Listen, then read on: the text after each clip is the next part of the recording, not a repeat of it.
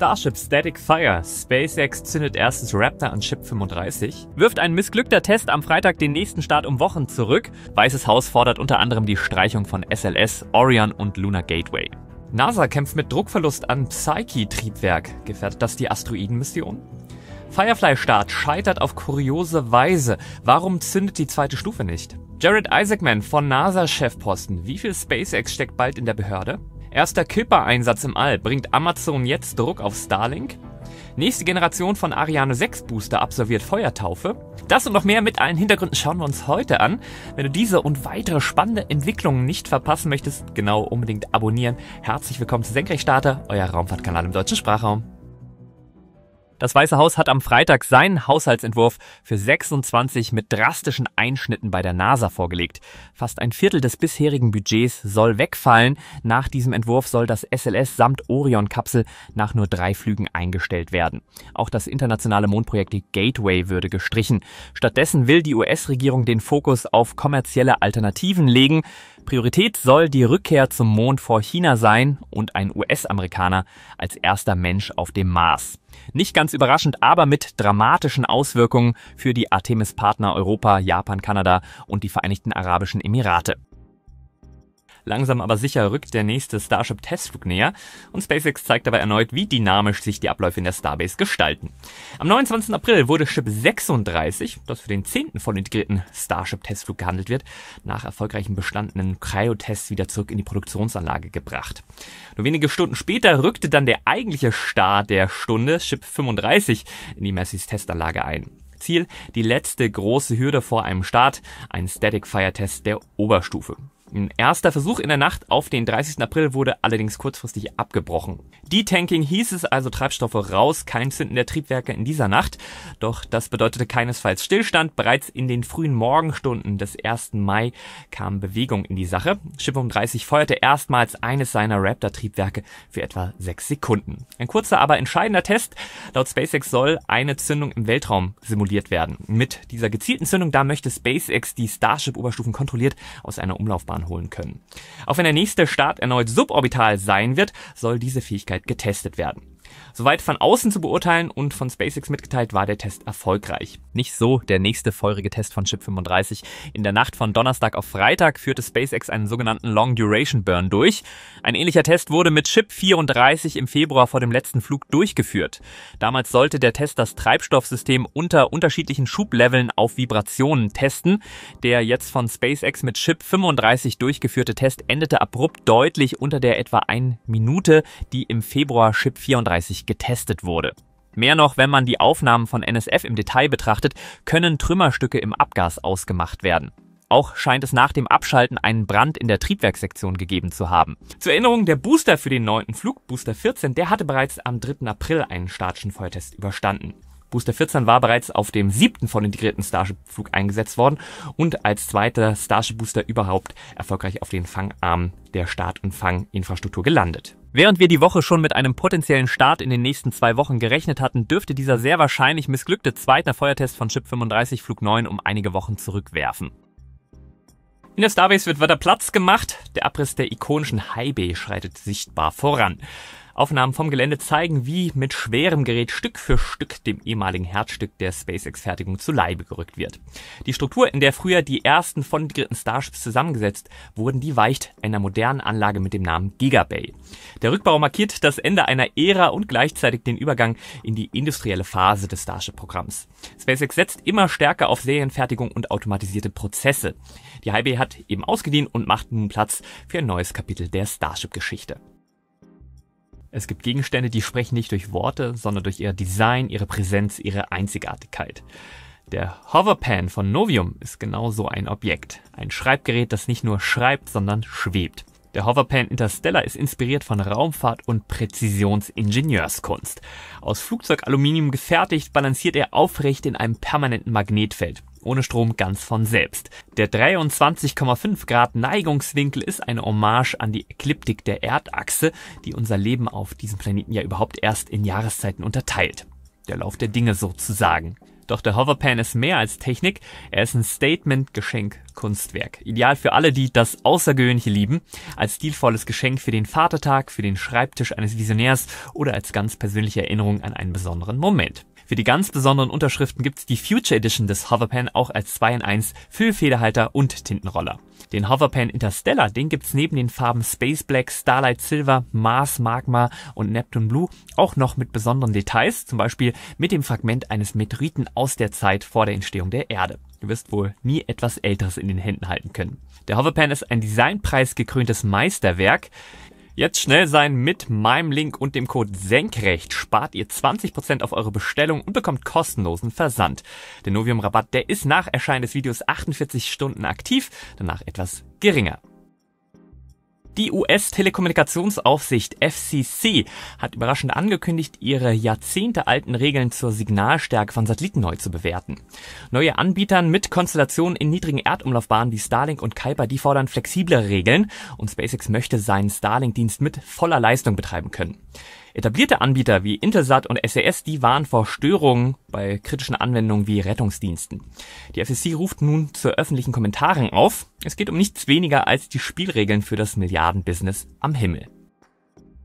Starlink ist die perfekte Überleitung. Wir kommen zu den Starts der vergangenen Woche. Am Montag, 28. April, da startete von Cape Canaveral eine Falcon 9 mit Starlink Group 1223. Die Mission, die dient dem weiteren Ausbau des Starlink-Netzwerks. Der Booster, der landete erfolgreich auf dem Droneship Just Read the Instructions. Ebenfalls am Montag brachte eine Falcon 9 von Vandenberg aus 23 weitere Starlink-Satelliten in den Orbit. Der Booster, der wurde auf dem Droneship Of Course I Still Love You gelandet. Auch am Montag, nur Minuten später, hob von Wencheng eine Langermarsch 5B mit dem dritten Paket der Satnet-Leo-Konstellation ab. Chinas massiver Vorhaben zum Aufbau eines eigenen Breitband-Satelliten-Internets. Noch mehr Satelliten-Internet. Am Dienstag, 29. April, da brachte eine Atlas V 551 von ULA die ersten Kuiper-Satelliten von Amazon in den Orbit. Startplatz war SLC 41 in der Cape Canaveral Space Force Base in Florida. Projekt Kuiper ist ja Amazons Antwort auf Starlink. In den kommenden Wochen sollen die Satelliten dann ihre Antennen entfalten und erste Verbindungstests mit der Bodenstation absolviert werden. Ziel ist ein weltweites Satelliteninternet, das in direkter Konkurrenz des SpaceX Starlink steht. Amazon plant den Aufbau eines Netzwerks aus über 3200 Satelliten, von denen gemäß Lizenzvorgaben der US-Kommunikationsbehörde FCC die Hälfte bereits bis Mitte 2026 aktiv sein muss. Wenn dieser erste Start mit Atlas V noch auf bewährte Technik setzt, sollen künftige Missionen auf die neuen Trägerraketen wie Blue Origin, New Glenn oder Europas Ariane 6 umsteigen und dann auch von ULA die Vulcan-Rakete nutzen. Wie als Machtdemonstration, wer hier der Platzhirsch ist, startete gleich darauf auch von der Space Coast, aber vom Kennedy Space Center, eine weitere Falcon 9 mit Starlink. Auch am Dienstag brachte Ariane Space mit einer Vega C nach jahrelanger Verzögerung den europäischen Erdbeobachtungssatelliten Biomass von Kourou ins All. Das Ziel von Biomass, erstmals die globale Waldbiomasse in dreidimensionaler Auflösung erfassen und so präzisere Aussagen über Kohlenstoffflüsse und den Klimawandel ermöglichen. Der knapp 1,3 Tonnen schwere Satellit, der wurde auf eine sonnensynchrone Umlaufbahn in 660 Kilometer Höhe gebracht und soll 5 Jahre lang Daten sammeln. Für die europäische Trägerrakete Vega C ist es ein Befreiungsschlag und für die Klimaforschung ein echter Quantensprung. Beim jüngsten Start der Alpha-Rakete von Firefly Aerospace kam es zu einem der kuriosesten Fehlstarts der letzten Jahre. Der Start auch am Dienstag von der Vandenberg Space Force Base, der verlief zunächst planmäßig bis etwa 2 Minuten und 35 Sekunden nach dem Start. Genau beim Stufentrennungsvorgang bildete sich plötzlich eine Wolke zwischen den beiden Raketenstufen. Auf den Videoaufnahmen war zu sehen, wie Trümmerteile abfielen, während die Oberstufe weiter aufstieg. Auch eine Kamera an der Oberstufe zeigte kurz nach der Trennung herabfallende Teile. Besonders auffällig, die Düse des einzigen Lightning-Oberstufentriebwerks fehlte. Durch das Fehlen der Düsenerweiterung des Triebwerks war der Schub stark verringert, was letztlich zum Missionsabbruch führte. Das führte dann zum Verlust der gesamten Mission inklusive eines Technologiedemonstrators von Lockheed Martin, der eigentlich neue Konzepte für den schnellen Satellitenbau erproben sollte. Firefly untersucht derzeit die Ursache und vermutet ersten Hinweisen zufolge auf ein Problem in der Heliumversorgung, der dann das Zündsystem der zweiten Stufe versorgt hat. Die Alpha-Rakete von Firefly, die hat aktuell eine sehr durchwachsene Bilanz. Von 6 Starts waren nur 2 erfolgreich. 2 wurden als teilweise erfolgreich eingestuft. Am Freitag, 2. Mai, startete von Cape Canaveral erneut eine Falcon 9, diesmal mit Starlink Group 675. Auch hier war eine erfolgreiche Landung auf dem Droneship Just Read the Instruction Teil der Mission. Wenn die News regulär am Sonntagmorgen erscheinen, sollte der Wochenabschluss durch einen Starlink-Start am Samstagabend von der Vandenberg Space Force Base erfolgt sein. Aber die Raumfahrtwoche, die bestand natürlich nicht nur aus Raketenstarts. Der US-Senat, der hat einen entscheidenden Schritt zur Ernennung von Jared Isaacman als neuem NASA-Administrator gemacht. Mit 19:9 Stimmen stimmte der Handelsausschuss für die Nominierung des Unternehmers und zweifachen SpaceX-Astronauten. Isaacman, Gründer von Shift4 und Kommandant der Inspiration 4 und Polaris Dawn-Mission, versprach im Falle seiner Bestätigung den Rückzug aus seinen Geschäfts- und Raumfahrtprojekten, um Interessenkonflikte zu vermeiden. In einer Anhörung sprach er sich klar für die Fortführung des Artemis-Mondprogramms aus und warnte vor einem verfrühten Mars-Fokus angesichts chinesischer Ambitionen. Kritisch diskutiert wurden frühere finanzielle Unregelmäßigkeiten sowie seine enge Verbindung zu SpaceX und Elon Musk. Trotz der Bedenken dürfte seine endgültige Bestätigung durch den Senat nur noch Formsache sein. Mit Isaacman als obersten NASA-Chef, der selbst im All war, könnte eine neue Ära der engen Verzahnung von Behörden und Privatsektor beginnen. Die NASA untersucht derzeit ein technisches Problem an der Asteroidenmission Psyche. Das elektrische Antriebssystem der 1,2 Milliarden Dollar teuren Mission macht Probleme. Konkret wurde ein Druckabfall im Xenon-Treibstoffsystem festgestellt, das die 4 Hall-Effekt-Ionentriebwerke versorgt. Diese erzeugen durch elektrische und magnetische Felder Schub, indem sie Xenon-Ionen beschleunigen. Der Druckverlust trat Anfang März auf und führte zur vorläufigen Unterbrechung der Systemtests. 2 der Triebwerke, die arbeiten derzeit noch nominal, dennoch verzögert sich der Beginn der wissenschaftlichen Primärmission.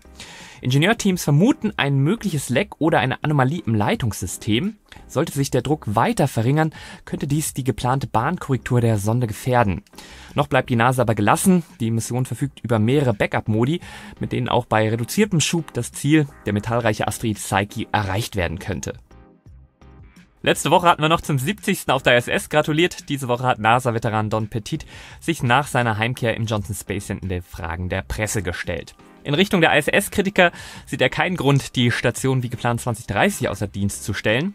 Petit ist nach der Rückkehr von seiner 7-monatigen Mission davon überzeugt, die Raumstation, die funktioniere besser als je und könne bei regelmäßiger Wartung noch viele, viele Jahre genutzt werden.